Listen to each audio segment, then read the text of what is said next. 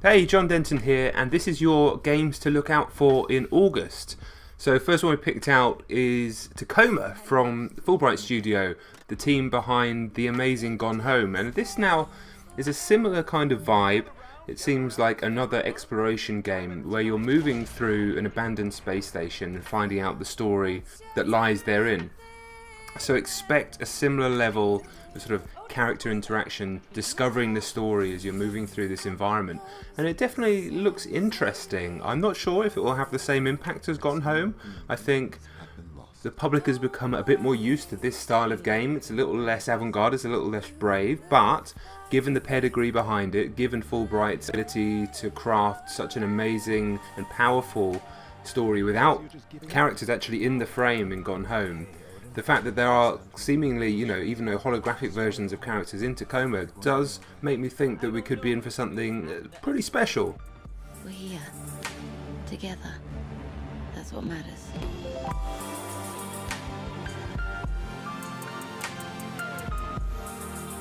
I didn't think things would end like this.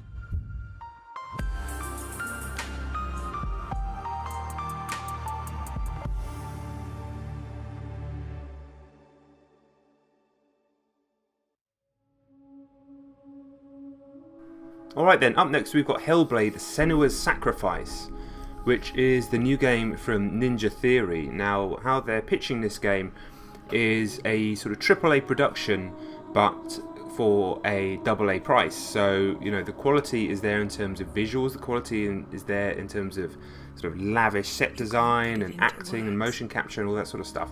But the game's going to be half the length of your AAA action game, your typical AAA action game. So expect a sort of very heavily story-driven combat experience that is set in a sort of Norse mythology. You're playing as Senua, and a lot of it's to do with like mental health and schizophrenia, which is going to be touch and go how well it's executed. But given Ninja Theory's last major game was DMC, one of the best games of that year, in fact the best game of that year, I'm excited to see what they come up with for this one. Water will meet, flames will play against the sky, the heavens and earth, and all the world will be burned, all the gods will be dead, and the warriors of Valhalla and people everywhere.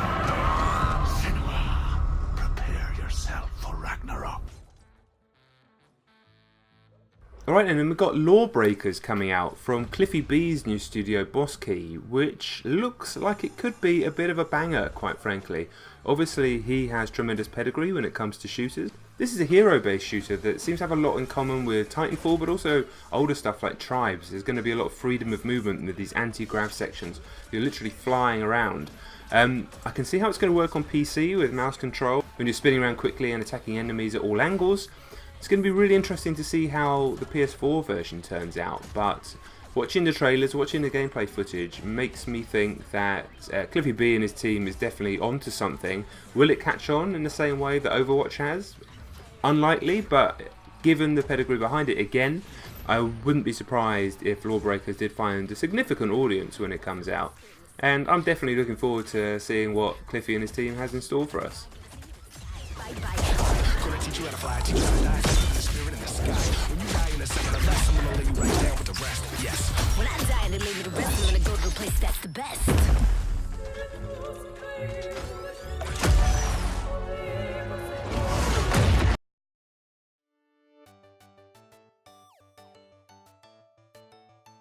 Alright then, up next, and it's Sonic Mania, which is coming out on all sorts of platforms, and I know a lot of Sonic fans out there are actually excited because looks like the type of game they've been wanting for years. Now, it would be unfair to say that Sonic has never had a good game since the Mega Drive originals. There's been the Sonic Rush games on DS and a few little bits and bobs here and there, but in truth, for all its 3D misadventures, all anyone's really wanted is another 2D Sonic, and just watching the footage here, this looks like classic Sonic. Obviously you can switch between Tails and Knuckles and Sonic. It's actually made by people that were making the sort of fan-made Sonic games, and they were just given the green light to make one properly. So it looks like it's got a lot of potential. I think it's going to be a good fit for Switch as well, and hopefully it makes those rabid Sonic fanboys happy who've never really been satisfied in the past 20 years.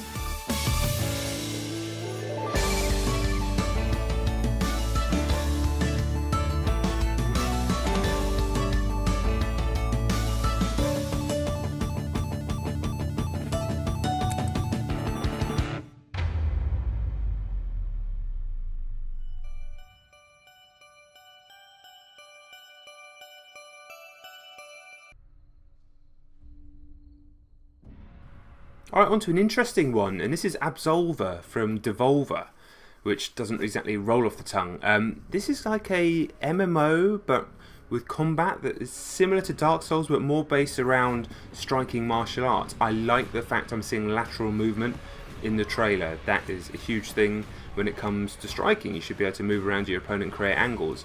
It doesn't seem like it has that much in common with actual striking, but the graphical style is cool, the idea is cool, and Devolver typically publish games that are very interesting at the very least. So it's definitely one to keep an eye on, I think, Absolver.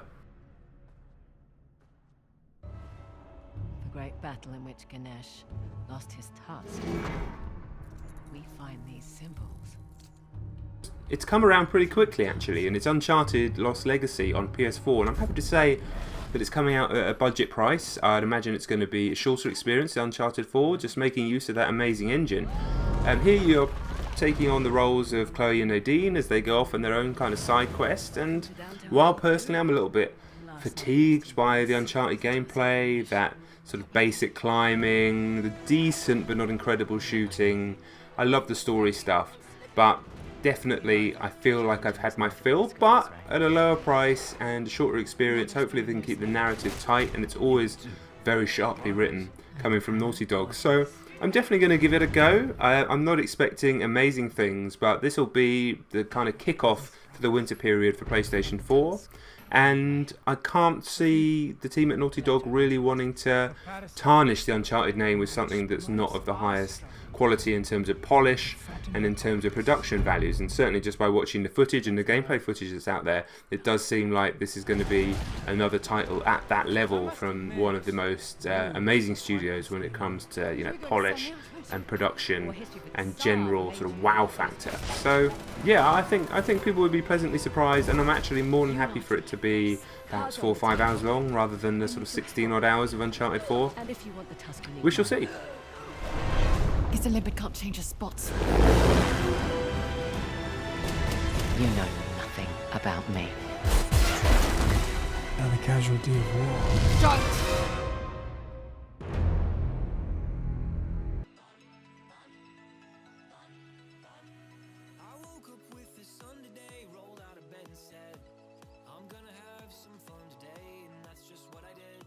Alright then, up next, and it's Everybody's Golf on PS4. I know people have enjoyed the beta.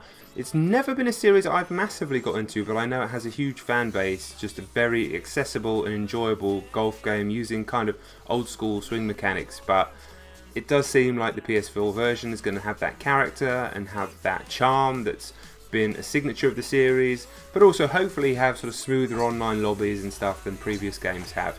Like I said, not something that I'm necessarily going to be jumping out of my skin to play, but I know there's plenty of people out there excited about it and may have also forgotten it's coming out. So if you are into Everybody's Golf, do remember at the end of August the new one is out now on PS4.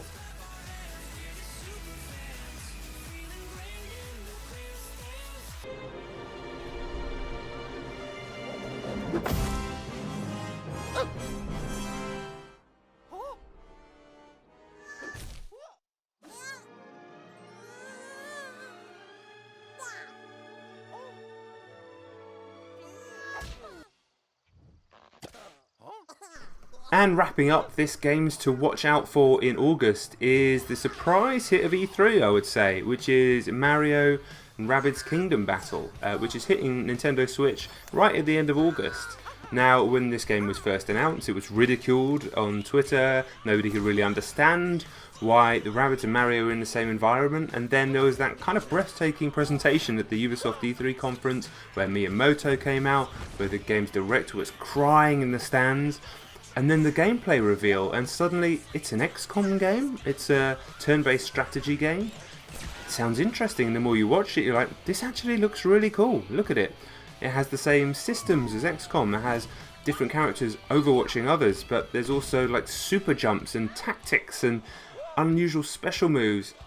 It has a lot of potential, and it could be a perfect fit for Switch, especially for the console in handheld mode. It could be like the best travelling companion since Zelda Breath of the Wild on that machine. You can feel the passion of its creator at every turn, and I think this could be another banger on Nintendo Switch. I'm definitely interested.